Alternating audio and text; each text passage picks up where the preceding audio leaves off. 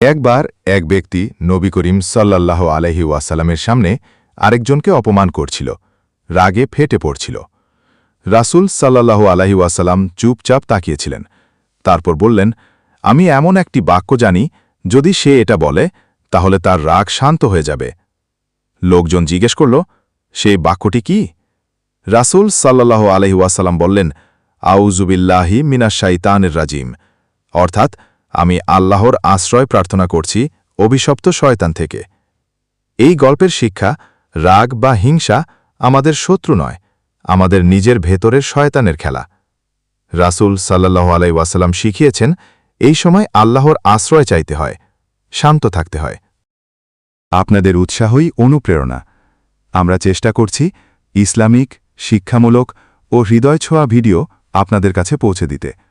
যদি ভালো লেগে থাকে তাহলে চ্যানেলটি সাবস্ক্রাইব করুন, লাইক দিন, কমেন্ট করুন আর প্রিয়জনদের সাথে শেয়ার করতে ভুলবেন না। আপনাদের পাশে পেলে এমন আরও ভিডিও নিয়ে ফিরে আসব ইনশাআল্লাহ।